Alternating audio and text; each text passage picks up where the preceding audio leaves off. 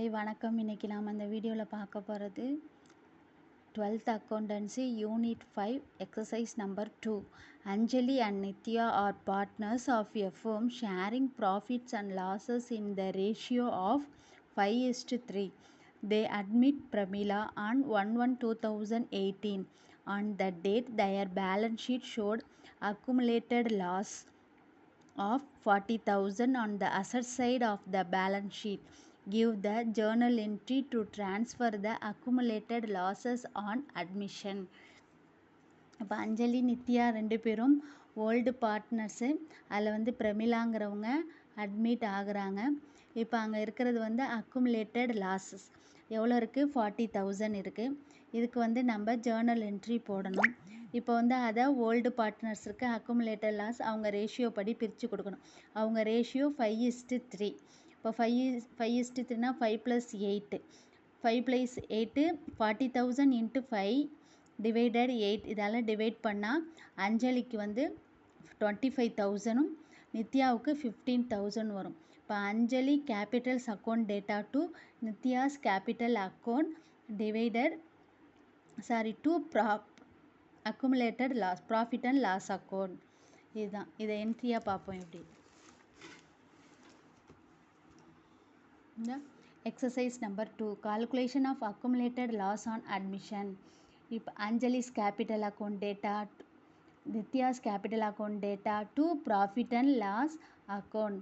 இப்போ அவங்க accumulated losses என்னது ஓல்டு பார்ட்னர்ஸ் கேபிட்டல் அக்கௌண்ட்டுக்கு ட்ரான்ஸ்ஃபர் ஆயிடுச்சு. 25,000 15,000.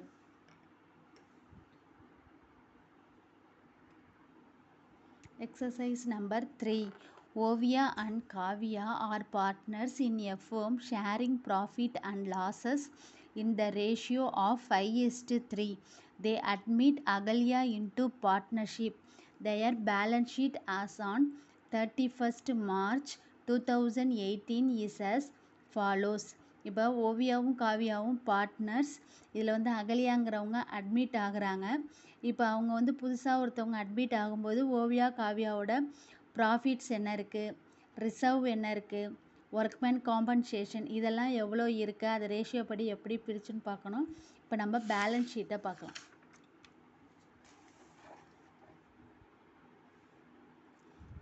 இப்போ பேலன்ஸ் ஷீட்டில் லயபிலிட்டி சைட் கேபிட்டல் அக்கௌண்ட்ஸ் ஓவியாவோட கேபிட்டல், காவியாவோட கேபிட்டல் இருக்குது.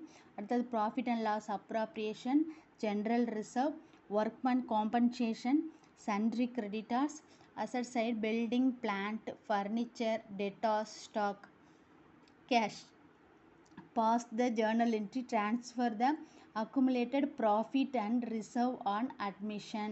இப்போ புதுசாக யார் அகலியாங்கிறவங்க அட்மிட் ஆகுறாங்க. இப்போ இதில் அவங்களோட ப்ராஃபிட் அண்ட் லாஸ் அப்ராப்ரியேஷன், அதாவது அக்குமுலேட்டட் ப்ராஃபிட் அண்ட் லாஸ் என்ன இருக்குது, ஜென்ரல் ரிசர்வ் என்ன இருக்குது, ஒர்க்மேன் காம்பன்சேஷன் ஃபண்ட் எவ்வளோ இருக்குது அப்படிங்கிறதெல்லாம் அவங்க பார்ட்னர்ஸோட கேபிட்டல் அக்கௌண்ட்டுக்கு ட்ரான்ஸ்ஃபர் பண்ணுற மாதிரி இருக்கும்.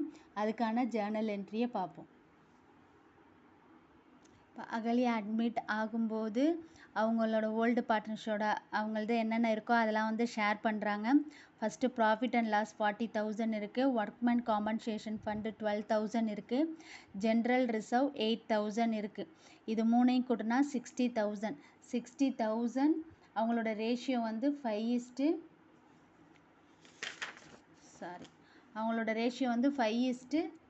அந்த 5:3 ரேஷியோ படி அவங்க ஷேரை பிரிச்சுக்கிறாங்க. அப்போ ஓவியாவோட கேபிட்டல் 37,500, காவியாவோட கேபிட்டல் அக்கௌண்ட்டில் 22,500ங்கிறது அந்த ப்ராஃபிட்டு, அந்த ஜென்ரல் ரிசர்வ், ஒர்க்மேன் காம்பன்சேஷன் எல்லாமே அவங்க பார்ட்னர்ஸோட கேபிட்டல் அக்கௌண்ட்டுக்கு ட்ரான்ஸ்ஃபர் ஆயிரும். தேங்க்யூ.